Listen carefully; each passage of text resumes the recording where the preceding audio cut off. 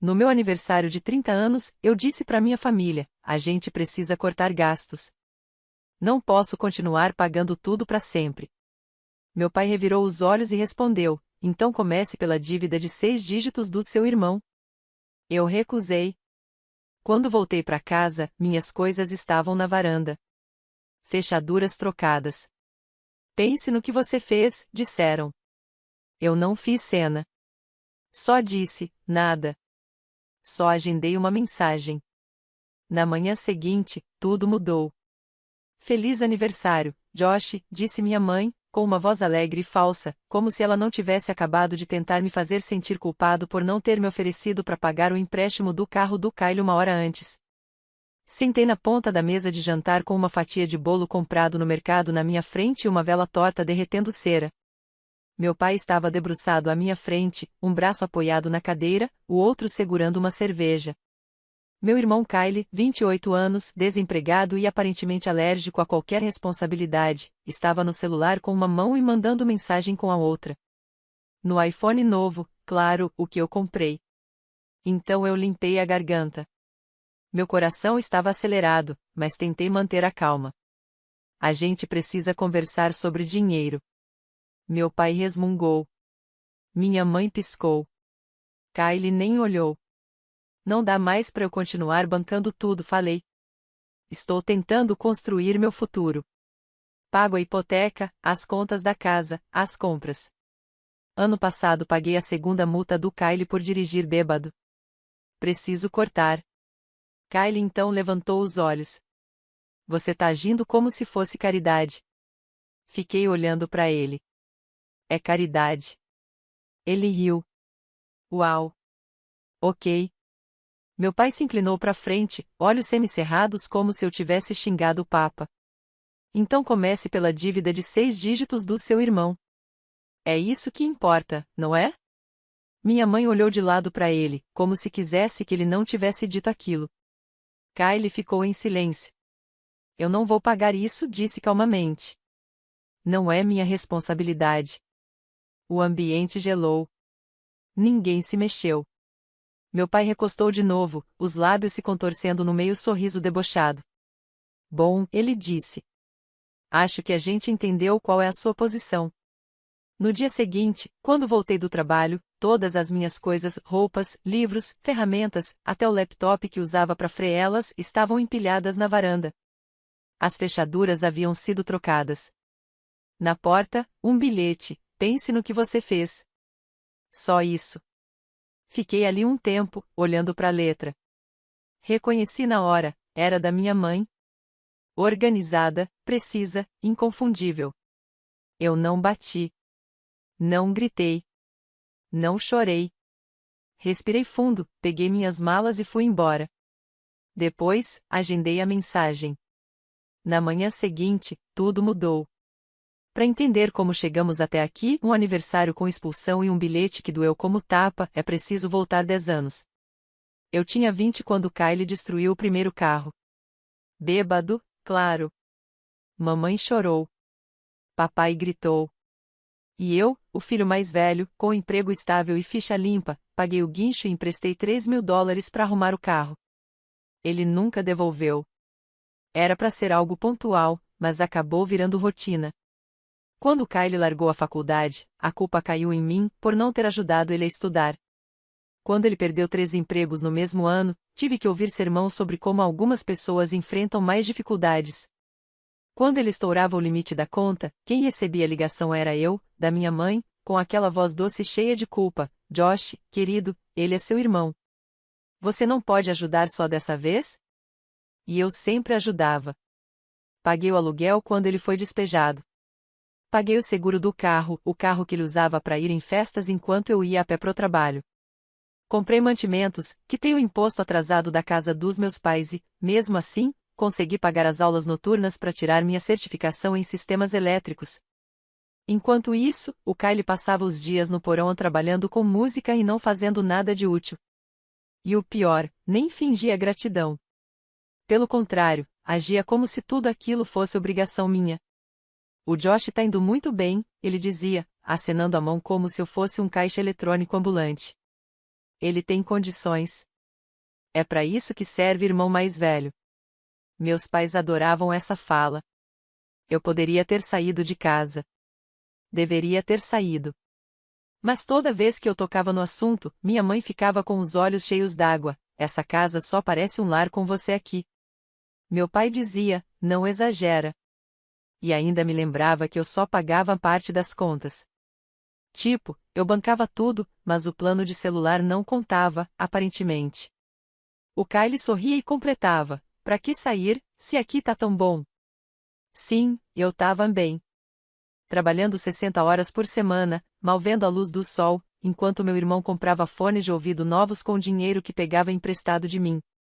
Eu pulava o almoço para economizar, e meu pai usava meu salário para consertar o ar-condicionado da casa e ainda me dizia que eu devia ser grato por não precisar lidar com o senhorio. Tudo aconteceu 2 meses antes do meu aniversário. Cheguei em casa depois de um turno de 14 horas e encontrei o Kyle dando uma festa.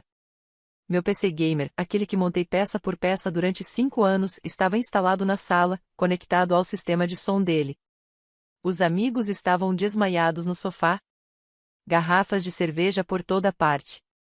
Meu teclado estava grudando. Eu não gritei. Só desliguei tudo e levei pro meu quarto. Na manhã seguinte, minha mãe me deu uma bronca. Você o envergonhou, disse, num tom duro. Os amigos dele te viram andando pela casa feito um louco. Eles estavam usando minhas coisas e eu respondi. Essa casa não é só sua, ela retrucou. Aqui tudo é compartilhado. Aquela palavra, compartilhado, me acertou como um soco. Compartilhado, como a hipoteca que eu pago, as compras que eu faço, a conta de luz que sai direto da minha conta bancária. Naquela noite, revisei meu orçamento. Eu tava tão perto. Só mais alguns meses economizando e eu conseguiria sair dali, de vez. Foi quando surgiu a ideia genial do Kyle, investir em criptomoedas. Ele colocou $25.000 em empréstimos estudantis que ele nunca teve intenção de pagar e perdeu tudo em 2 semanas. Culparam o aplicativo, o mercado, os amigos. E então ele se virou para mim, você pode me emprestar 10 mil? Como se estivesse pedindo uma carona até a loja. Só para eu me reerguer. Eu ri. E, pela primeira vez em anos, disse não. Foi aí que tudo mudou. De confiável, virei egoísta. De prestativo, virei ingrato. Elitista. Agora você acha que é melhor do que a gente? Meu pai perguntou uma noite, depois do jantar. Só porque tem um trocadinho no banco? Não é isso, eu respondi. É que eu tô cansado. Na manhã seguinte, o Kyle postou um tweet. Ele achou que eu não veria. Mas, veja bem, tem gente que só ajuda quando acha que pode te controlar. Corta esse acesso e assista ao verdadeiro rosto aparecer. Ele postou isso, com gosto, e recebeu mais de 300 curtidas. Eu não respondi. Não disse uma palavra. Então chegou meu aniversário. E eu, tolo, ingenuamente, pensei, talvez, só talvez, esse ano a gente consiga manter tudo civilizado. Um jantar simples. Um bolinho. Sem drama. Mas não. Fui emboscado. Meu pai passou a noite inteira me encarando, como se me desafiasse a trazer dinheiro à conversa. Kyle fazia piadas, dizendo que eu devia abrir logo meu fundo fiduciário, que nem existe. Minha mãe sorria exageradamente, como se com alegria o suficiente pudesse impedir o clima de explodir. E quando finalmente disse, eu não posso mais continuar pagando tudo, a explosão veio. Então comece com a dívida de 6 dígitos do seu irmão, disse meu pai. Não foi uma piada. Não foi um pedido. Foi uma ordem, uma expectativa. E quando eu disse não, ninguém discutiu. Eles simplesmente me descartaram. Como lixo. Só que eles cometeram um erro. Esqueceram quem me ensinou a ser calado. A aguentar. A não reagir. Porque dessa vez, eu tinha um plano. Não respondi o bilhete. Não bati, não mandei mensagem, não chorei. Peguei minhas malas, coloquei o que pude no banco de trás do meu Toyota velho e dirigi até o motel mais barato que encontrei. Daqueles de beira de estrada, com cheiro de cigarro e máquina de snacks que engole seu dinheiro sem piscar. Sentei na beira da cama, as notas do bilhete ainda amassadas na minha mão. Pense no que você fez. Eu pensei. Muito. E então agendei a mensagem. Ao longo dos anos, aprendi algumas coisas. Uma delas, toda família tem seu mito. A história que contam para si mesmos. A nossa era simples, Josh é confiável. Josh sempre ajuda. Josh sempre aparece. E, como ele sempre aparece, podemos fazer o que quisermos. Só que eles não sabiam que, nos últimos 2 anos, eu documentei tudo. Cada pedido via Vimo, cada fatura, cada transferência, cada socorro financeiro. Guardei os recibos. As mensagens passivo-agressivas. Os ataques disfarçados de preocupação. Cada você tá sendo dramático. Toda vez que pedi limites, registrei. Anotei. Datei. E teve a carta que escrevi meses antes do meu aniversário. Não era uma despedida. Era uma confissão. Sobre como eu paguei a segunda hipoteca da casa sem avisar ninguém, porque o banco ligou para mim, não para eles. Sobre como descobri que o Kyle usou minha identidade para tentar um empréstimo pessoal de $15.000. Foi recusado, graças a Deus. Mas a consulta ainda ficou no meu histórico de crédito. E meus pais sabiam. Pediram para eu não prestar queixa. Família fica unida, disseram. Eu fiquei. Fiquei até não aguentar mais. Naquela manhã, logo após ser expulso da casa que eu mesmo pagava, apertei a enviar. Mas não foi para eles. Enviei para a família toda, minha madrinha em Tampa, tio Dave em Nova Jersey, os primos da minha mãe, os irmãos do meu pai, o grupo da igreja deles. Tudo. Junto com recibos, prints, registros bancários, mensagens, áudios. Organizado, com planilha anexa detalhando tudo que Josh realmente pagou. Viralizou na família em menos de 1 hora. Ao meio-dia, meu celular estava em chamas. 26 chamadas perdidas da minha mãe. 8 do meu pai. Do Kyle? Nenhuma. Ele me mandou uma mensagem: você não precisava ter feito isso. Foi frio. Eu não respondi. Às 12h37, recebi uma mensagem da tia Maria, que eu não vi há anos: bom pra você. Sempre soube que eles estavam te explorando.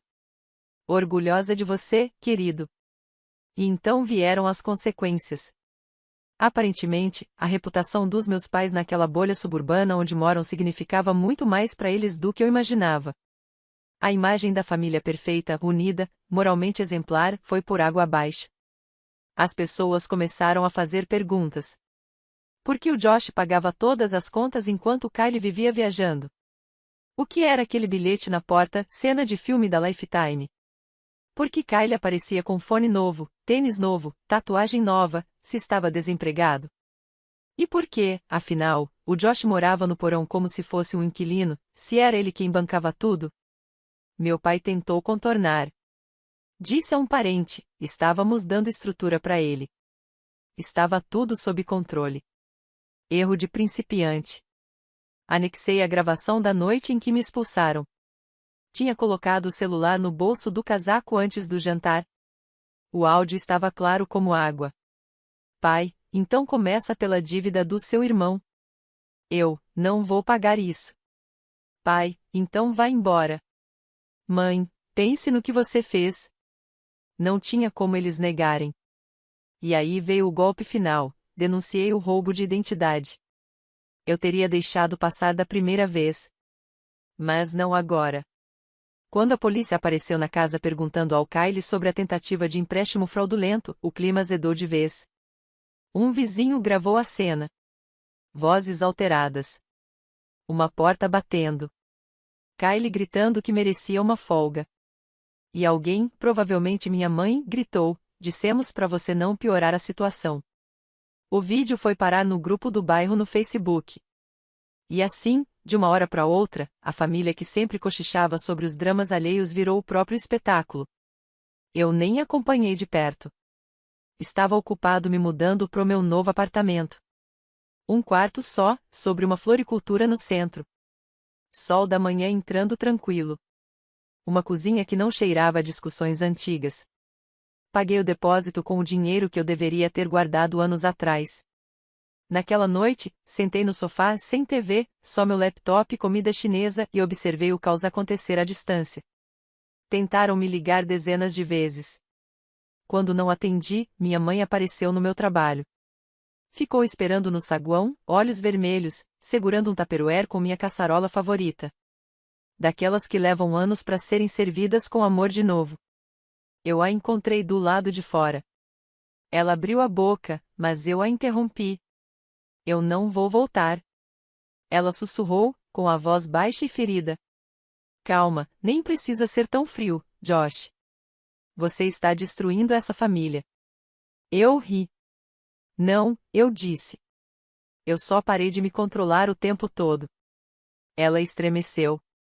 E, pela primeira vez, eu não me senti culpado. Foi ali que tudo mudou. Não só a dinâmica da nossa família, eu mudei. Porque, finalmente, consegui enxergá-los com clareza. Não mais como pais frágeis. Não mais como um irmão em crise. Mas como pessoas que tomaram decisões repetidamente e que agora estavam colhendo as consequências. É curioso como o silêncio pode ser mais barulhento que qualquer grito. Pela primeira vez na vida, eu acordava sem ouvir a música do Kyle sacudindo a parede de gesso, ou meu pai batendo portas de armário como se estivesse tendo um chilique com uma camisa polo. Eu não andava mais pisando em ovos, tentando adivinhar o próximo ataque passivo-agressivo da minha mãe, como se a casa fosse um campo minado emocional. No lugar disso, eu tinha silêncio. Paz. De manhã, eu fazia meu café sem precisar checar se alguém tinha deixado uma gota de leite no fundo da caixa. Podia deixar minha carteira no balcão da cozinha sem medo de que ela sumisse. Não precisei justificar cada compra, cada limite no cartão, cada respiro. Ninguém pediu dinheiro. Ninguém exigiu explicações. Ninguém mandou mensagens disfarçadas de afeto só para me manipular. No começo, confesso, foi desorientador. Fiquei esperando o outro sapato cair. Como se, a qualquer momento, eu fosse abrir a porta e encontrar o Kyle jogado no meu sofá, com os tênis em cima da almofada, perguntando quando a pizza ia chegar. Mas eles nunca apareceram. As ligações vieram no começo. Minha mãe deixou mensagens de voz longas, tremendo de emoção, usando aquele tom cuidadosamente ensaiado de culpa. Josh, esse não é você. Você sempre foi o forte. O que ajuda? Por favor, não deixe o orgulho destruir nossa família. Meu pai mandou uma mensagem. Uma só. Espero que você esteja bem orgulhoso de si mesmo. Não respondi. Com o tempo, as mensagens foram diminuindo. Depois, sumiram. 3 semanas depois da minha mudança, recebi uma carta pelo correio. Escrita à mão. Era do Kyle. Surpreendentemente curta. Eu sei que errei. Só estava fazendo o que sempre me deixaram fazer. Mas agora tudo virou contra mim. Mamãe e papai estão um caos. Ninguém mais fala com a gente. Você arruinou tudo. Espero que tenha valido a pena. Nenhum pedido de desculpas. Só culpa. Aquilo me disse tudo o que eu precisava saber. Eu não respondi. Em vez disso, comecei a reconstruir o que eles tentaram destruir em mim. Me inscrevi num bootcamp de programação, algo que eu queria há anos, mas vivia adiando porque sempre precisavam de ajuda com as contas. Esse mês, comecei a fazer freelas à noite. Estou juntando dinheiro pro futuro que eu quero, não pro que me empurraram goela abaixo com culpa e obrigação. Encontrei amigos. De verdade. Pessoas que não queriam nada de mim além de honestidade. Gente que não se importava com quanto eu ganhava, mas com quem eu era. Entrei numa academia de escalada da região. Redescobri o prazer do movimento, do risco, de me desafiar nos meus próprios termos, não de carregar nas costas quem se recusa a se mover. E sim, a terapia ajudou. Muito. Acontece que anos sendo uma consertadora deixam marcas que não aparecem na pele, mas doem do mesmo jeito. Minha terapeuta chamou isso de parentificação, quando a criança é forçada a assumir o papel de adulto, emocional e financeiramente. Ela me ajudou a entender que eu nunca fui egoísta. Eu estava exausto. Enquanto isso, lá na velha casa, tudo desmoronou. Minha mãe teve que voltar a trabalhar e odiou cada segundo. Passou a última década vivendo como gerente do lar, com o dinheiro dos outros. No caso, o meu. Meu pai passou a beber mais. Dizem que chegou a gritar com um vizinho que perguntou: "E o Josh, como tá?" Kylie, pelo que soube, finalmente arranjou um emprego num posto de gasolina. Durou 6 dias. Ele culpou o gerente, como sempre. A família estendida se afastou. Já tinham visto e ouvido demais. O mito da nossa família feliz não resistiu às evidências. E, pela primeira vez na vida, eu não tentei consertar. Não fui no dia de ação de graças. Passei com a família de um amigo. Gente que ria à mesa, de verdade, em vez de pisar em ovos. Levei uma torta. Eles me chamaram de família. E disseram isso olhando nos meus olhos. No Natal, recebi um cartão da minha madrinha. Dentro, um bilhete curto. Você merecia algo melhor. E agora você finalmente tomou de volta. Tenho orgulho de você. Chorei lendo aquilo. Não de tristeza, mas porque, pela primeira vez, me senti visto. Sabe o que acontece depois que você põe fogo na sua antiga vida? Nada. Sem explosões dramáticas. Sem pedidos de desculpa emocionados de última hora. Só silêncio. E foi o som mais bonito que eu já ouvi. Pela primeira vez em 30 anos, meu celular não vibrava com cobranças veladas, pedidos de dinheiro de última hora ou mensagens desesperadas sobre a carteira do Kylie ou os impostos do meu pai. Minha mãe não ligava chorando dizendo que não parecemos mais uma família. Eles esperavam que eu voltasse rastejando. Sempre esperaram. Achavam que eu me sentiria culpado. Achavam que eu me sentiria sozinho. Mas sabe o que aconteceu? Eu me senti livre. Eu podia respirar. Ficar no meu próprio espaço, aquele que eu paguei, limpei, organizei, sem medo de alguém roubar minha comida, pegar minhas chaves ou exigir o meu futuro. Carreguei minha família por tanto tempo que esqueci como era andar ereto. Como era viver para mim, e não ser necessário o tempo todo. Eles me chamavam de a espinha dorsal da família. Mas não. Eu era o fusível. E agora que fui embora, o fogo que eles acenderam em volta de mim não tem mais para onde se espalhar, a não ser, de volta para eles. 2 meses depois da implosão, encontrei o Kylie. Claro que foi num posto de gasolina. Ele estava atrás do balcão, com o crachá meio torto. Meu estômago afundou. Ainda tinha aquele ar de arrogância disfarçada, mas estava desgastado, parecia uma cópia mal feita de uma versão melhor dele. Josh, ele disse, sorrindo. Não esperava te ver por aqui. Eu apenas assenti. Ele se inclinou e disse. Você sabe que realmente estragou tudo para eles, né? Pisquei. Você quer dizer quando eu parei de pagar suas dívidas? Ele deu de ombros. Eles ainda estão lidando com as consequências. Você realmente fez uma bagunça. Olhei direto nos olhos dele. Você está confundindo o fato de eu estar limpando a minha vida com a ideia de que estou destruindo a sua. Paguei a gasolina e fui embora, deixando-o ali, parado atrás do balcão, olhando para a porta como se não acreditasse que o caixa eletrônico tinha ido embora. Ele ainda não entendeu. Nenhum deles entendeu. Porque pessoas como Kylie não aprendem com consequências, não até o dinheiro acabar, não até a plateia ir embora, não até os holofotes se apagarem. E eu não vou estar por perto para assistir essa lição acontecer. A verdade é que ninguém fala sobre como é romper com uma família tóxica. Não é a distância que machuca. É perceber que você nunca foi amado incondicionalmente. Você foi útil valorizado pelo seu silêncio, pelo seu sacrifício, pela sua conta bancária. Mas amor sem respeito, não é amor. É controle. É chantagem emocional com nome bonito. Então, quando me perguntam, você voltaria a falar com eles? Eu não hesito. Não. Porque agora, finalmente, eu me amo mais do que amo a aprovação deles. Antes, eu ansiava por isso como se fosse oxigênio.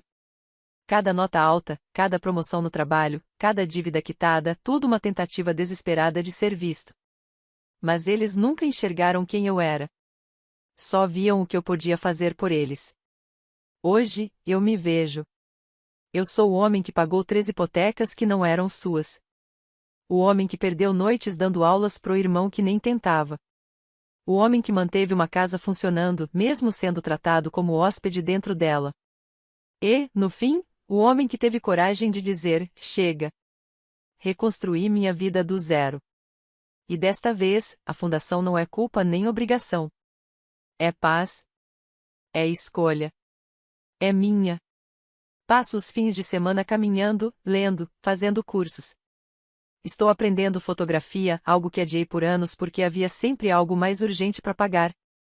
Estou namorando alguém que não precisa ser salvo, que pergunta como foi meu dia, que não me chama de egoísta por ter limites. Às vezes, à noite, deitado na cama, eu penso no garoto que fui. Aquele que andava na ponta dos pés dentro da própria casa. Que entregava o salário como se fosse um ritual sagrado. Que acreditava que, se esforçasse bastante, seria amado do jeito certo. E então eu sussurro. Você saiu. Você conseguiu. Você não deve mais o seu silêncio a ninguém. Deixe que falem. Deixe que distorçam. Que me chamem de ingrato, de dramático, de frio. Porque aqui está a verdade que eles nunca vão admitir. Sem mim, o sistema deles desmoronou. Sem mim, as mentiras deles perderam o verniz. Sem mim, a verdade apareceu nua, inegável. E eu nem precisei gritar. Eu apenas fui embora. E às vezes, o ato mais silencioso e mais poderoso de rebelião é simplesmente trancar a porta e não voltar mais.